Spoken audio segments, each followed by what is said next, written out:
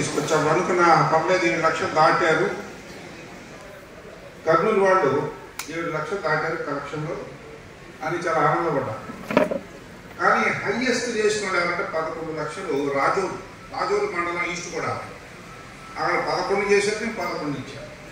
Next highest వచ్చి తెనాలి, వాళ్ళు 10 లక్షలు చేశారు, నేను 10 లక్షలు. అది ఒక సంవత్సరం కాదు, వరుసగా.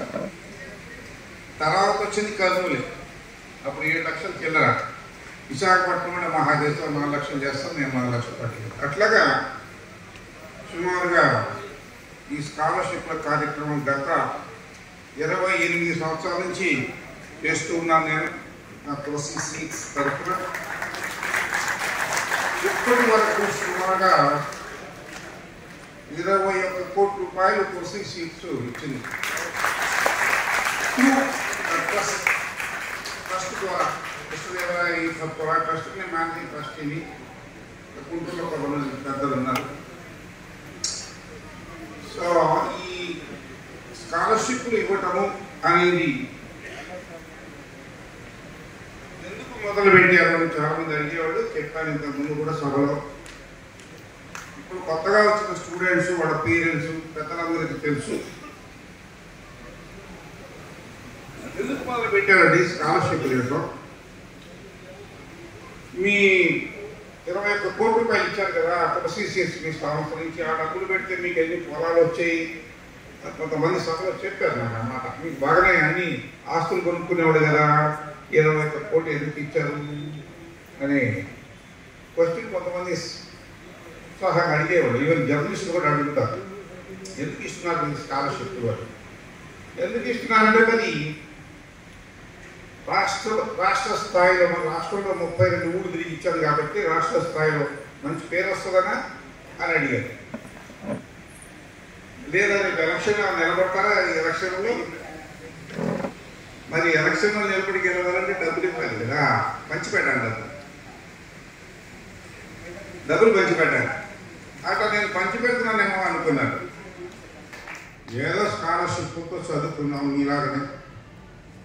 ఎప్పుడు ఎస్ఎల్సీ నుంచి స్కాలర్షిప్లు ఇచ్చారు, గవర్నమెంట్ ఇచ్చింది, ప్రైవేట్ వాళ్ళు ఇచ్చారు. అట్లా చదువుకుంటా వచ్చి IIT Madras, Indian institute of technology మెడ్రాస్లో బీటెక్ మెకానికల్ ఇంజనీరింగ్ కూడా స్కాలర్షిప్ తీసుకుని మెరిట్ స్కాలర్షిప్ చదువుకోగలిగారు. ఆ చదువుకునే వాళ్ళకి చక్కగా ఏదో ఇండస్ట్రీ పెట్టుకున్నా వచ్చి డబ్బులు లేకపోయినా ఏదో పోగు చేసి కష్ట అప్పులు తీసుకుని ఇండస్ట్రీ పెట్టారు. ఇండస్ట్రీ పెట్టిన కాస్త దినదిన ప్రోత్సాహం చెందుతూ ఇవాళ 12 ఇండస్ట్రీలు అయ్యి 2,000 గుంటూరు, ఇంకెక్కడ హైదరాబాద్ అలాంటి సిటీలో కాదు, 1,200 మందికి అక్కడ 2,000 మందికి ఉద్యోగాలు ఇచ్చాం. మరి 16 రూపాయలు ఫీజు లేక, నేను ఫీజు కట్ల, డబ్బులు లేక ఫీజు కట్ల, ఎస్ఎల్సి ఎగ్జామినేషన్ ఫీజు కట్టకపోతే ఎవరినో అడిగితే ఇటువంటి పెద్దవాళ్ళు ఎవరో 10 రూపాయలు ఇచ్చారు. మా ఇంట్లో మా అమ్మ ఒక రాకి చెంగు అమ్మి 6 రూపాయలు ఇచ్చింది. అదే మిగిలింది చివరికి మా ఇంట్లో. పెద్దవాళ్ళు అందరూ చదువుకోగా 16 రూపాయలు ఫీజు పెట్టారు. అది నా స్థాయి. అంతేకాని జగన్నాథ్ నుంచి రాలేదు, జనం మీద పడి డబ్బులు దోసుకున్న కుటుంబాల నుంచి రాలేదు. జనం మీద పడి పిల్లలు సమాధానం చెప్పండి నాకు. జనం మీద పడి, దేశం మీద పడి బాగా డబ్బులు దోచుకుంటున్న వాళ్ళు ఎవరు జనరల్గా ఏ వర్గం వాళ్ళు? వర్గం అంటే కులం కాదు, వర్గం అంటే ఐఏఎస్, ఐపీఎస్, రాజకీయ నాయకులు, ఇండస్ట్రీస్టులు, ఆది వర్గాలండి. ఏ వర్గం వాళ్ళు? స్టూడెంట్స్. ఎప్పటి పెద్దలు ఎవరు మాట్లాడతారు? స్టూడెంట్స్కి తెలుసా తెలీదా అని తెలుసుకోవడం. ఆ మాత్రం జనరల్ నాడు ఏ వర్గం వాళ్ళు ఎక్కువ దోచుకుంటున్నారు దేశం సొమ్ముని, భారత మాత సొమ్ముని? ఏ స్టూడెంట్స్ అని మాట్లాడండి. రాజకీయ రంగమా? ఐఏఎస్లా, ఐపీఎస్లా, నాటి ఇండస్ట్రీస్లా?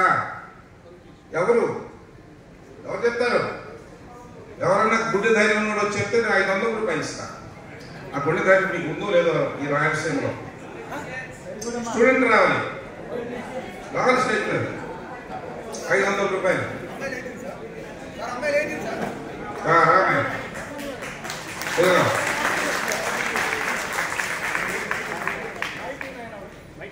ఇక్కడ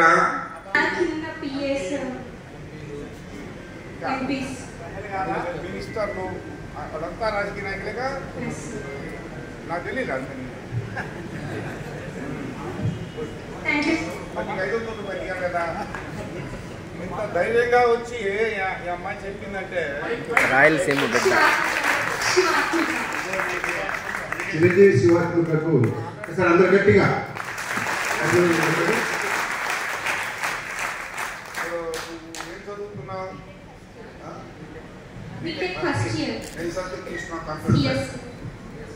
సరే మరి ఇంకొక ప్రశ్న తెలియదు అడిగేయండి నేను తెలుసు కాదు ఎందుకంటే ఇండస్ట్రీస్ ఏదో ఫీజు కట్టలేక ఎస్ఎల్సీ చదువుకుని వచ్చిన కాబట్టి విషయాలు తెలియదు సేపటికి వస్తువు తయారు చేయడం అమ్మడం ఆ డబ్బులు వచ్చిన దాంట్లో ఓ 10 రూపాయలు రాసుకోవడం ఓ 10 రూపాయలు స్కాలర్షిప్ మనకేం తెలియదు నాన్నకి రాజకీయ నాయకులు అంటే ఎవరో చెప్పారు మా వాళ్ళంతా రాజకీయ నాయకులు కరెక్ట్ అని చెప్పింది మరి అసలు నాకు అర్థం కాని విషయం నువ్వు చెప్పిన వర్గం అంతా కూడా అలా పడి తోసుకుంటుంటే మీరంతా ఎందుకు చూసుకోకుంటారు మళ్ళీ వాళ్ళనే ఎందుకు ఎన్నుకుంటున్నారు ఓట్లేస్తున్నారు ఓట్లేసి వాళ్ళని ఎందుకు గెలిపిస్తారు ఏమంటుంది శివాత్మిక దానికి ఏమంటుంది కారణం ఎందుకని మళ్ళీ వాళ్ళని గెలిపిస్తున్నారు వాళ్ళే మళ్ళీ దోచి దేశం మీద పడి తగదోస్తున్నారు భర్తమాతని చెప్పాలి 500 రూపాయలు ఇస్తున్నా మీకెందుకు పెద్దలు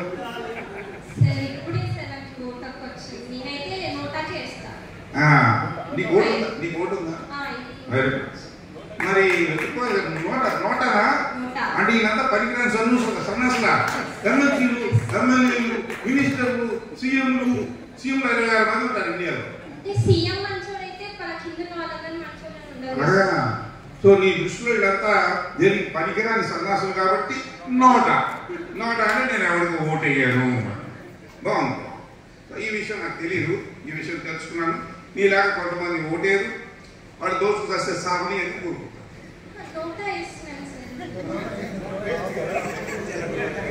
చాలా పడుతున్నాయి నోటాలు అస్సలే వేస్తుంది వాళ్ళకి చీరాలి ఇలా పొగను ఉమ్మేయాలని అందరూ కదలే నూటికి 70 మంది ఆడే కనపడుతున్నారు 170 మంది అందుచేత భారతదేశంలో రేపు రాబోయే రోజుల్లో మీరంతా దీన్ని రక్షిస్తారా లేకపోతే ఇంకా వాళ్ళకి అప్పచెప్పి భక్షిస్తారా భారతదేశాన్ని వాళ్ళకి అప్పచెప్పేసి తోడేళ్ళకి తోడాడు వాళ్ళకి అప్పచెప్పేసి భర్తమాతని వాళ్ళకి అప్పచెప్పేస్తారా తినేస్తారు మొత్తం భర్తమాత మెళ్ళ ఉన్న నెక్లెస్లు ఆమెకున్న వడ్రాణం ఆమెకున్న వంకీలు తల మీద అన్ని లాగేసుకొని పసుపు కొమ్మడి కట్టి తయారాడేస్తారు వీళ్ళందరూ భర్తమాత ఆ బ్యాచ్ మొత్తం ఎక్కువ మంది 175 మంది వాళ్ళే నువ్వు చెప్పింది కరెక్ట్ నీ నుంచి నేను కొంత నాలెడ్జ్ పొందాను దానికి కృతజ్ఞతగా నీకు 500 రూపాయలు బహుమతి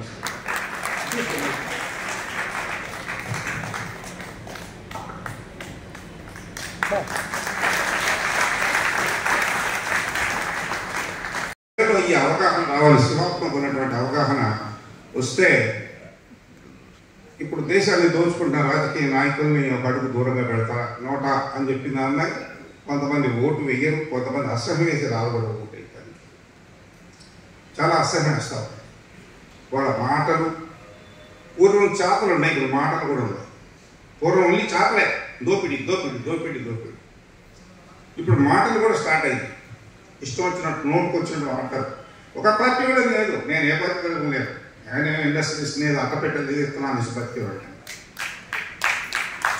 అందుచేత ఇక్కడ ముఖ్యంగా ఈ పెద్దవాళ్ళంతా ఏదో ఓటు వేసుకుంటారు కానీ పిల్లలకు నేను చెప్పేది స్టూడెంట్స్కి భారత్ మాతని గుర్తుపెట్టుకొని ఈ దేశ భక్తితో దేశం కోసం మాత్రమే నేను ఉద్యోగం చేస్తాను పని చేస్తాను ఇండస్ట్రీ పెడతాను ఏమైనా చేసి ఈ దేశం బాగు చేయడం కోసం ఈ దేశాన్ని గొప్ప దేశం చేయడం మాత్రమే నేను చేస్తానని మీరు మీ దగ్గరికి ప్రమాణ పత్రం మీద మీరు సంతకాలు చేశారు పొద్దున్నే నేను ఇచ్చిన ప్రమాణ పత్రాల మీద మీరంతా సంతకాలు చేశారా లేదా చేశారు కదా దాంట్లో రాసిన చోటు చదివిస్తారు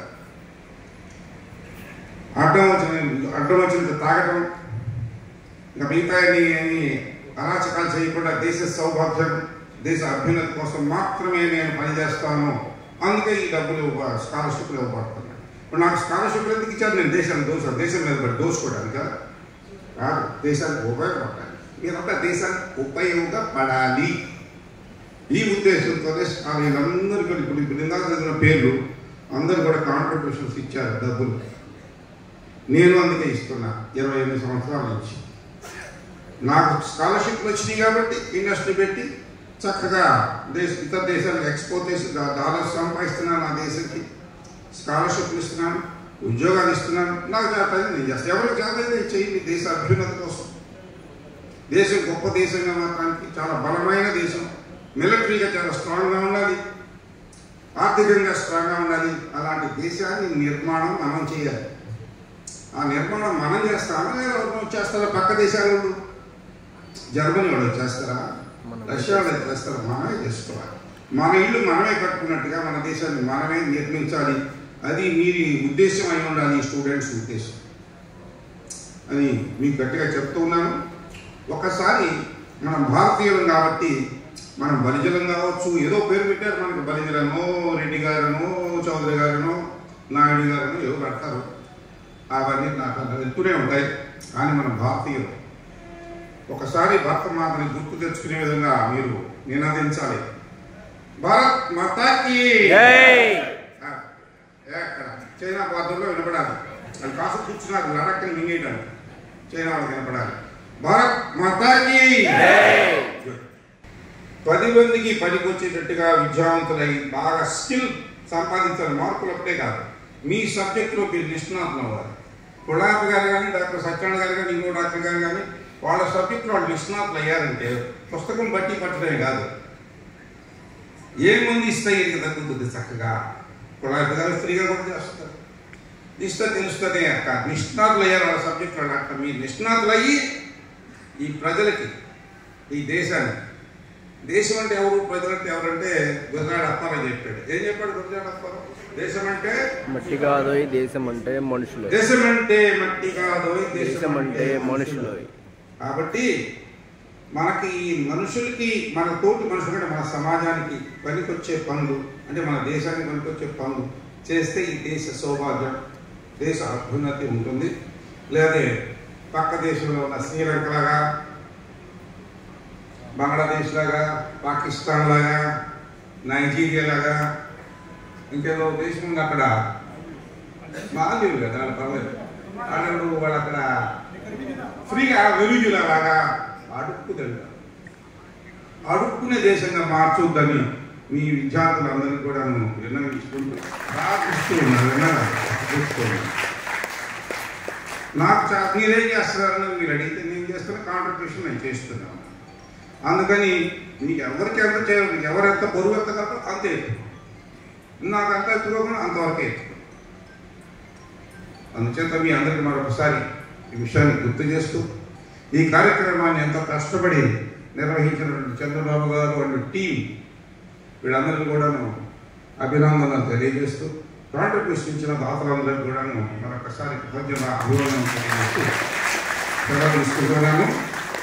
మీరు జై హింద్ చెప్పాలి, భక్తమాతకి జై చెప్పాలి కదా, జై హింద్ కూడా చదువు. పెద్దగా చెప్పకపోయారు, ఆయన మొత్తుకొని చప్పట్లు కానీ డాక్టర్ ప్రొఫెసర్ గారు మొత్తుకుంటే మీరు చప్పట్లు అంటే దీని ఆ స్పిరిట్ లేదు.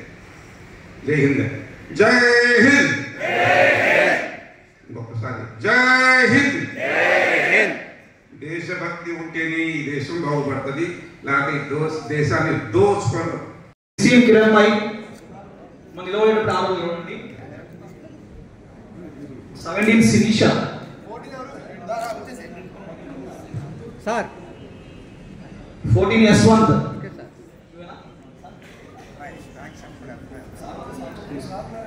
15 కిరణ్ భాయ్,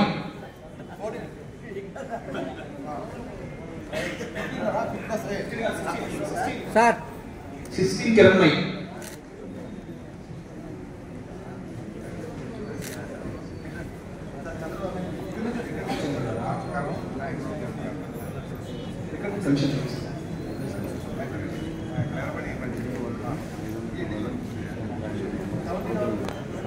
17 శిరీష,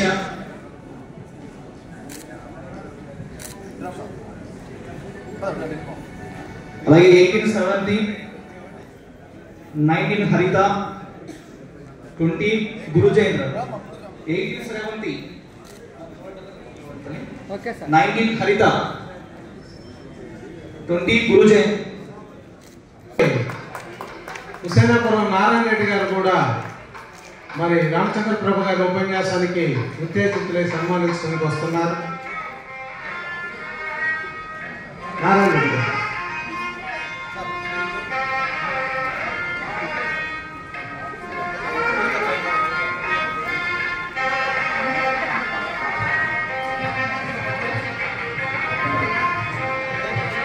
పెద్దలు రాజుగారు వెంకటేశ్వర గారు అలాగే మోహన్ గారు పెద్దలు వేదికపై కావాల్సిందిగా కోరుతా ఉన్నాం.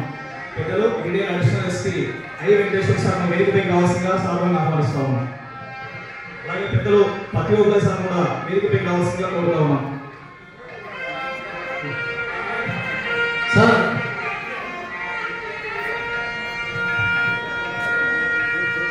అలాగే పెద్దలు బిఎస్ శ్రీనివాసరావు గారిని వేదికపై కావాల్సిందిగా కోరుతా ఉన్నాం. సార్ సార్ సార్ అలాగే పెద్దలు తులసిప్రభు గారిని అది వదిలేసి leave it. గారు చిన్న సేవలో సత్కరించబోతున్నారు. వారికి స్వాగతం. అలాగే హేమంత్ మేడం గారు, పెద్దలు రూపా మొట్టమొదటి అధ్యక్షులు బిఎస్ శ్రీనివాసరావు గారిని వేదికపై రావాల్సిందిగా స్వాగతంగా ఆహ్వానిస్తా ఉన్నాం. Sir yes ready sir sir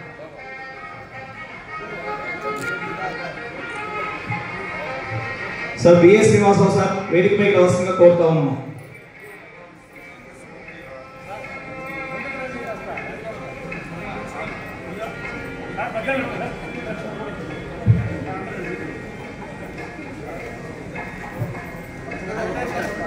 మినిక్ ఉంటేనే బెటర్ సార్.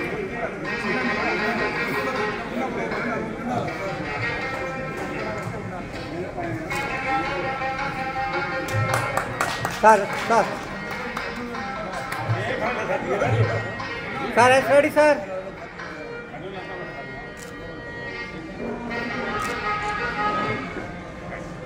సార్